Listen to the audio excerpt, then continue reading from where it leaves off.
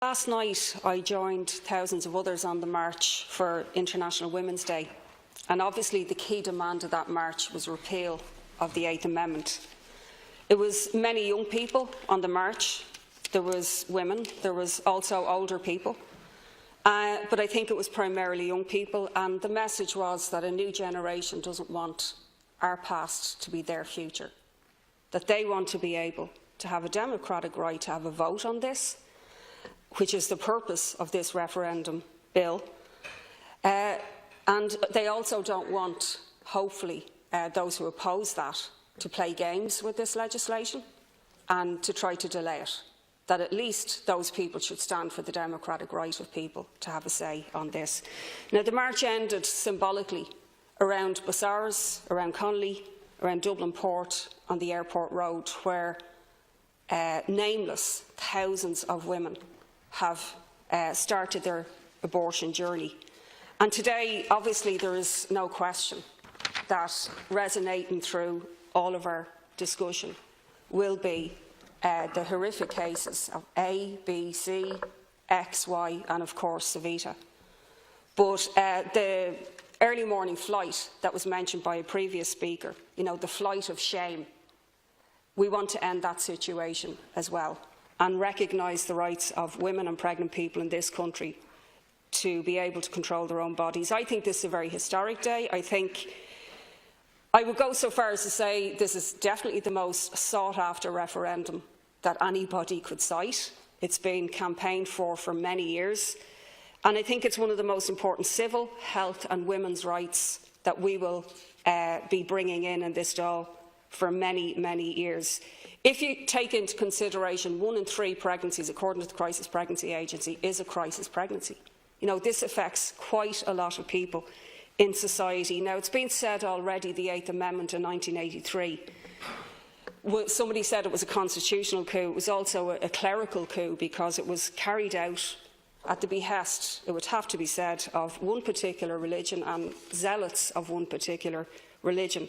There's an interesting book by Dr. Andrew Rinn, who was a GP at the time, and he lists the groups that called for that amendment: the Irish Catholic Doctors Guild, the Catholic Guild of Pharmacists, the Catholic Young Men's Society. These were the people who made up the pro-life amendment campaign.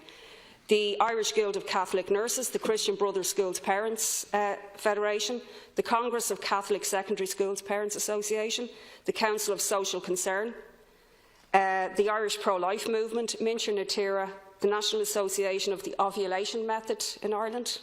There's lots of members in that. The Responsible Society, the Society for the Protection of the Unborn Child, the Irish Association of Lawyers for the Defence of the Unborn. I think we know where this emanated from. And I think we have to correct this injustice now with this vote. The pregnant people to lose their constitutional rights is unacceptable. It's a blight on women's lives. It's a blight on the state's human rights. And it's a symbol of how women's sexuality has been controlled in this country for far too long, and the rigid roles that women have been forced to adhere to. To equate a woman with a fertilised egg, zygote, embryo or fetus is outrageous. It's led to the death and ill health of many people. I want to quote Savita's mother after the death of her daughter. "In an attempt to save a 4-month-old fetus, they killed my 30-year-old daughter. How is that fair? You tell me." And I think it's quite apt. The idea that these two should be equal, and the reality is they weren't equal. Women have been subordinated if they are pregnant. And I think that the main aim of the 8th Amendment was to prevent abortion, obviously, but it had mission creep into other areas, to women having consent, to pregnant people having consent, alive or even dead. And it must go for that reason alone. And I think that this referendum is about removing that archaic law. I think we should remember, going into this, the opportunism by political parties bound to the pressure of those zealots to have this referendum. Again, to quote Dr. Andrew Rinn, both of the largest political parties prostrated themselves in front of these pressure groups with a reckless disregard for the consequences. Now, 35 years on, we're in a position to right that injustice. We have a claim made by those who are opposed to change that the 8th Amendment has saved lives. but we see this everywhere. We've no way of answering how many lives have allegedly been saved, but I tell you factually what we do know is that 170,000 have given Irish addresses in the United Kingdom when they've had abortions. But also we now know that in addition to that, at least 5 people a day are having abortions at home with abortion pills. I want to read from a very recent academic study, done in Britain, of course, not done in Ireland. The HSE should be doing this information. It's a study last year by Professor Sally Sheldon of the University of Kent into the use of abortion pills north and south. And it shows that 3,000 requests came from Ireland, north and south, to 2 websites alone, Women on Web and Women Help Women. Now, if we break that down, let's say 2,000 of them, guessing, came from the Republic of Ireland. That's 40 a week. Let's say a number of those people did not go ahead with the termination, because obviously some people decide not to, and that's their right. We're in favour of choice. That's 5 a day. So actually the figures being cited by a lot of people here may not be in full knowledge of that study and are actually much higher, because that's only 2 websites, there are others. And I think we have to face that reality, that this has taken place, and to say it saved lives is obviously a joke. The WHO told the Oireachtas Committee there isn't any difference in abortion rates, legal or illegal, and obviously Holland, with no restriction really whatsoever, has the lowest rate in the world. Now, if these people are serious about lowering abortion rates, they would be backing campaigns for contraception and sex education.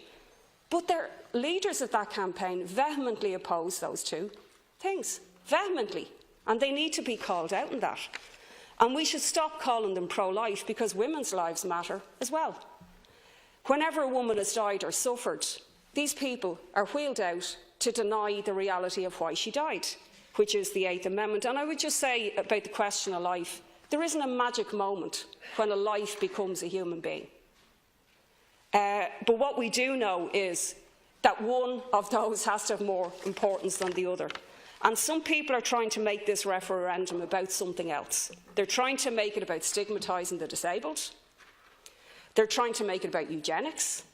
They're even talking about abortion for sex selection, I've heard most recently. None of this is a reality of why pregnant people in Ireland choose abortion. And they're also trying to make it about those late abortions shown in the horrific pictures, which I hope will be challenged by the Referendum Commission, which has been set up today, that are about 1% of abortions, which are carried out for the most, health reasons and so on. So in this referendum, we have to make the case for repealing the 8th, and we also have to make a positive case for legislating afterwards for the reality of why people are choosing abortion both on Irish soil and abroad. And I think people will support that. I think people will show the same solidarity and respect for choices that they showed in the marriage equality referendum. And I think hear our voices, respect our choices. I think if we have conversations in colleges and workplaces, in schools, that we will be able to persuade people that this change is necessary, that people don't make these decisions lightly. They're often difficult. The reasons why most Irish women choose abortion, again, were listed in the Oireachtas Committee. The first reason was, I cannot cope with a child in my life at this time. I think that's an important reason. It's a valid reason why somebody should be allowed to make that decision and not the church or the state make it. No support or money, age, education, health, rape and obviously fatal fetal abnormality. I'd exhort people, I don't have the time, to look at the cases that are being every single day on the Facebook page In Her Shoes. People are coming out with their abortion stories, countless examples of why they've made that journey. But 63% of Irish people who've had abortions have children already, completely going against the stereotype of the anti-abortion campaign. Most are aged 30 to 34, and the second group is 25 to 29. So they're people who know what they are doing, and I think that we have to support them. And the proposal for 12 weeks would support 92% of the abortions that take place. We have abortion on demand in Ireland, for those who are in the know and can afford it. You have abortion on demand through the internet or through grown abroad. There's no questions asked. Let's legislate for it. And does anyone seriously believe that young people and women will accept living in the twilight zone if this referendum isn't carried? Look at Spain yesterday. 5 million went on strike for women's rights. People north and south, by the way, in both states, want the right to control their own body. Let's recognise the rights of those people.